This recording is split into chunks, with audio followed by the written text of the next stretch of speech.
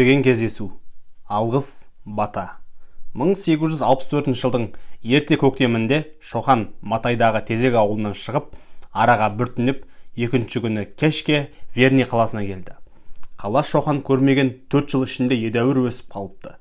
Бекіністі төңіректетіп, Кіші Алматы өзенінің бойына ағаш үйлер көп салынған.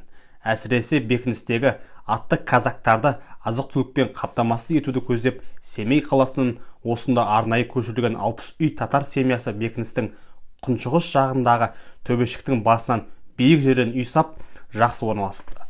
Бұл қалада Шоқанды алдыменен қарсы алған, сонау Сырымбеттен бірге шығып, Матайда ажырасқан Ахметзян Сейфул Мүліков болды. Ол оны осында күткен екен. Сіздің осында келе жатқаныңызды біліп, тағатсыз тосып жүрген біреу бар деп, Ахметзян Шоқанды өзі білген жаңалығымен қарсы алып, ол кім деп сұрар ма екен деп күтіп еді, бірақ Шоқан оның кім екенін сұрамады. Сіз ол адамға өте зор жақсылық жасаған екенсіз, деді ол. Ең болмаса әйелін ме, еркек пе сұрар деген үмітпен. Бәрібір Шоқан үндеген жоқ. Сол адам сізді қонақ етіп алғысын айтпақ, деді. Ахметзян ол кім деп енді сұрайтын болар-ау деген үмітпен.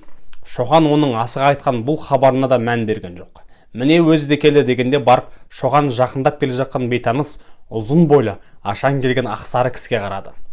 Таныс екеніне күмәні болған жоқ. Артынша Құлжа қаласында бұдан 7-8 жылдай бұрын Қытай мандаринінің тұтқынынан босатқан кісі екенін есіне түсірді. Шоқаннан жасы әлдеқайда үлкен. Семей мен Ташкент арасында керуен басы болған. Өз адамдары алдында беделді, іскер басшы болған адам. Сауда мақсатымен Жаркент Құлжаға барған. Онда біздің рұқсатымызсыз келген, сөйтіп сауда тәртібін бұзған адам деп оны қамауға алған. Адамдарын бос ұстап, алып келген заттарын сатуға тыйым салып қойған екен. Осында консулдық құруға келгендер атынан дала губернаторының адъютанты поручик Шоқан Уәлихан оған ара түскен. Сөйтіп оны босатып жіберген. Мынау келе жатқан сол адам. Ассаламу алейкум Шоқан мырза деп ол қос қолдап сәлем берді. Есіңізде бармын ба? Мен Османмын ғой. Құлжа сонда барғаныңызда. Бәрі есінде. Сау саламат, есен сау жүрсіз бе? Осман аға, деді Шоқан. Ат баспаймын деген жерін үш басады дегендей, ер адам көрмеймін деген жерін әлденеше мәрте көреді екен. Сіз тұрған аймаққа дәм тұз айдап, нәубетпен тағы келдім. Бірақ сізді осы арадан нақ осы күні көре қоярмын деген ой болған жоқ. Мынау жігіт менің жол серігім Ахметзян. Біреу сізді күтіп жүр деп хабарлағанда, мен оны сіз екен деп ұқпадым. Бұл өзі қашанда жұмақтатып сөйлейтін құпиялау адам. Тағы нені быстып тұр дедім деп қойдым. Сіз екенін білгенде өзім-ақ іздеп баратын едім. Ой, ойыңызға рахмет. Сіз мен емес, мен сізді іздеуге тиіспін. Мен сізге өзімнің бала-шаға ағайын туыстарым, бірге жүрген достарым, серіктерім алдында алғысымды айтуға тиіспін. Ал мұнда тұрмаңыз. Бұлада жөнді қонақ үй жоқ. Барын кешегі соғыста жаралы болғандарға лазарет жасатып жіберді. Қазір бұл Верныйда жаралы қаралы адам көп. Ал өзім бастадым. Біздің үйге барамыз. Қалған әңгіме сонда айта алады. Шоқан Османның үйінде бір тәулік болды. Ол осында қаланың барлық жаңалығын білді. Бұл үйге Османның керуенде серіктері, құлаға түрік ел кезіп жүрген жігіттер жиналды. Олардың бұл өңірде білмейтіні жоқ екен. Әңгіме көбіне Ақпатшы армиясы мен қоқандықтардың Ұзынағаш жерінде болған ұрысы төңірегінде болған. Қаладағы барлық әңгіме, тулаған сөз осы ұрыстың қалай болғаны жайында екен. Барлаушылар мен Ұзынқұлақтың алғашқы әкелген хабар сұмдық. Қоқан сарбаздары әр тобы 10 мыңнан 4-ке бөлініп келе жатыр. Барлығы 40 мыңнан асатын аттылар алақандай Верный бекінісі лақ қоймақ. Өлім дегеннің не екенін білмейтін кілең жабайылар. Өлсең шитсің, пешке барасың деп түсінетін фанатиктер. Қару жарақсыз бас көзге қарамай от қойып көптігімен қаланы басып алуға келе жатыр екен деген сөздер жай халық арасында едәуір үрей туғызған. Мұның үстіне орыс армиясын осы жерге бастап келген полковник Черняев арасында келіспеушілік, алаусыздық туған. Черняев болса жауды осы Верный бекінісінің өзінде қарсы алу керек дегенді жақтаған. Ал Колпаковский болса, қалада бекініс түбінде күту қауіпті, қателік жасаймыз. Жай халық арасынан үрей туа қалса, мүлде жаман болады. Содан да алдынан қарсы шығып, бетін қайтару қажет. Қарсы ұрыста жеңе алмасақ, бекіністе жеңу қиын болмайды дегенді айтқан. Полковник Черняев майор Колпаковскийдің сөзінің дұрыстығын түсіне тұрып, орынсыз қайсарлығына басып, өз айтқанын қайтпай қойған. Ақыры жауды жолдан қарсы алу ұрысын жүргізу Верный бекінісінің бастығына, соның тікелей жауапкершілігіне жүктелген. Черняев әскерінің жартысымен бекіністе қалған әскерлерді бұрыннан тұрған атты казактарды бастап Колпаковский Ұзынағаштағы биік көк төбені айналып бекініп, жауды жолдан тосқан. Черняев әскерінің құрамындағы жалдамалы батальонның сарбазы сол Ұзынағаш соғысында сол жақ иығынан жеңіл жаралы болған. Аякөздің жігіт Әлменденнің айтуынша, Қоқан әскері өте нашар қаруланған. Құс мылтық, білтелі мылтық, айбалта, садақ, ағашқа сапталған найза, жалаң қылыш, мұның үстіне басшыларының өзі жерді жақсы білмесе керек. Әлменденнің ойынша Ұзынағашты олар Верный бекінісі деген осы деп түсінген. Келуіне келді ғой. Келуде-ақ төрт жақтан қара құрымдай қаптаған атылы сарбаз жер қайысады. Алғашқа айтылғандай 40 мың болмаса да 15 мыңнан кем емес. Әрбір топта 3-4 мың атты болар. Қаракастек жақтан, Самсыдан, одан да төмен дала жақтан, тұп-тура отар жағынан да келді. Әңгімен қызық, айта бер деп қойды Осман сарбаз жігітке. Өйткені ол Шоқанның оқиғаны көзімен көрген, қатардағы сарбаздың сөзін қызықтап отырғанын сезе қойды. Бұл төрт топ өзара келіспеген бе, әлде уәдесі солай ма? Бірден шаппай алдымен Самсы жағынан келген ортадағы топ бізге қарай лап қойды. Біз міз қақпай, қарсы шаппай, кейін шегінбей тұра бердік. Бізге жақын келген кезде қырдың басында тұрған 3-3-тен 2 қатар қойылған 6 зеңбірек гүжілдеп жөнелді.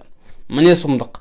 Ат шыңғырып, адам айқайлап, бізге тұп-тура қарсы шапқандардың тобы көз алдымызда лезде быт-шыт бола бастады. Садақ атын жерге бірі жетіп, бірі жетпей қайта қашты. Қашқан топты қайырып қайта салды. Зеңбірек оғын төтеп бере алмады. Қайда шегінді? Осы кезде даладан келген белдің басында тұрған топ біздің оң жағымыздан шабуыл жасады. Біз бұрылып шабуыл келе жатқан аттыларды жайқай бастадық. Зеңбіректер де оғын осылар қарай бұрды. Бұл топтың алдыңғы жағы бізді сапқа әрең дегенде жетіп, қолда бұрса бастады. Бірақ айбалта мен қылыш бірдеңкенің найзасын осалдай епсіз келеді екен. Сонда бір сарбаз мені сол иығымнан ұрып кетті. Өзді шапшаң екен. Мен найзаны көтергенше зу етіп өте шықты. Аттан ауып қалдым. Шоқан мырза, несін айта беремін? Бұл өзі мен бұрын көрмеген қырғын болды. Ұзынағаш өзенінің тау жағындағы көк төбенің бауыры ат пен адамның денесен аяқ алып жүргісіз боп қалды. Менің таң қалғаным сол ортадағы сол жақ шеттегі 2 топтан басқа Қаракастектен ортадан келген 2 топ қарап тұрды да қару көтермей ешбір қимыл көрсетпей кері қайтты. Шоқан Тезек ауылында осы бекіністе естіген әңгімелерімен әлменде сөзін салыстыра қарап өзінше ойланған. Алғаш шапқан Қоқаннан келген Нұрмағамбет бастаған топ, екінші шапқан Садықтың тобы, ал ұрысқа түспей кері қайтқан Әлішер мен Байзақтың сарбаздары. Қоқан хандығы Верныйға шабуыл жасап, орыс әскерін бұрынғы шекара Іле өзенінен өткізіп кері қайтарып тастауға 10 жыл әзірленіп, қарсыласқан түрі осы. Өзара келіспеген, араларында алауыздық бар. Мұның үстіне хан Құярбек пен оның інісі Мәлікбек таққа алтынға қызға таласып, қырылысып жатқан шақ. Бұдан Шоқан жақсы хабардар. Мұндайда патша әскеріне қару жұмсау керек пе? Одан сол өзара алауыздықты дұрыс пайдаланып, ұрыссыз бағындырған жөн.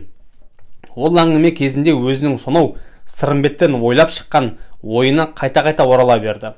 Қару жұмсамай саясатпен, айламен алу жақсы. Көпшілік жай халық Қоқан хандығын, оның билеушілерін ұнатпайды.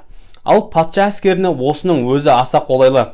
Қарудан қалың қолдан асып түспесе кем емес. Қан төгілмесе, болмай бара жатса өте аз төгілсе, патша армиясының жай халық алдындағы абыройы атағы арта түседі.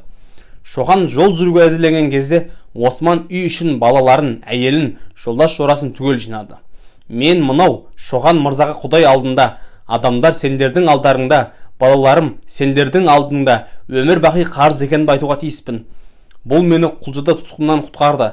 Бұл мырзаны сол қалаға Құдай айдап, маған бола менің бостандық алып, балас шағама қайтып оралыма бола келгендей болды-ау.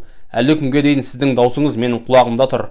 Сіз айттыңыз, ең соңында айттыңыз, егер сіздер Османды босатпасаңыздар, бізде соның есесіне Аякөзді қапалда дүкен ұстап, шайхана асхана ашып, бақалшылық кәсіп еткен Қытай азаматтарын тұтқындаймыз.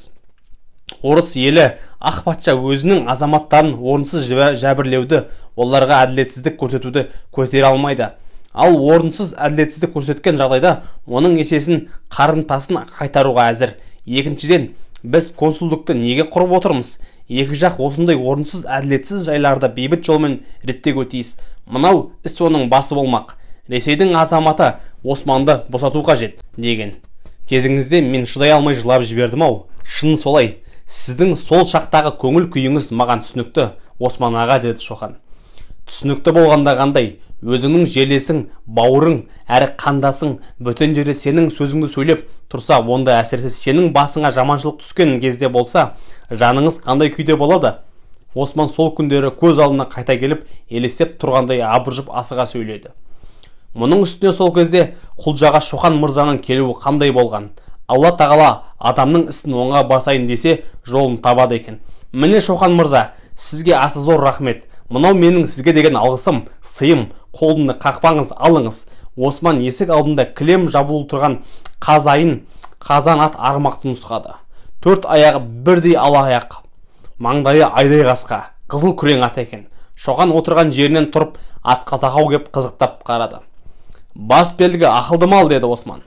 Көріп тұрмын, Осман аға, сізге де көп рахмет, деді Шоқан. Үй иесінің қолын алды да Таубай мен Ахметжанға қарап, бұл атты жетекке аламыз. Жорықта керек болады. Ал кілемді Осман аға өзіңізге қалдырыңыз. Жорықта жүрген адамға дүние мүліктің қажеті не? Жоқ, онда мен сізді маған риза болмай кетті деп қаламын. Кілемде керек болады, алыңыз, деп Осман шын өтінді. Бұл менің сізге алғыс батам болсын, алыңыз.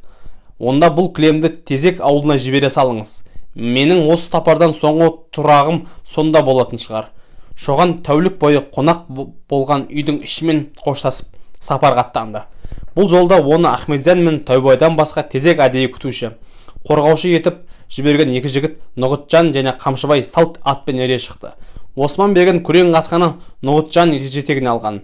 Бұлардан басқа Верныйдан оңтүстікке қарай полковник Чинеевтің тылындағы шаруашылық адамдары, солдаттар, офицерлер, жол бойына темір қазық қағып, белгілер қойып жүрген жол жасаушылар біргелесе кетті.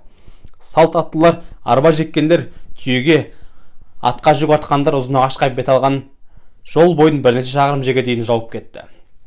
Шоқан бастаған 4 жігіт қайткенде бүгін Ұзынағашқа жетіп, қонуға ниеттеніп жедел жүрді. Көптеген ат арба, түйе керуендерін басып озды. Бұдан аз бұрын қырғын болған жерді Шоқан көп аралады.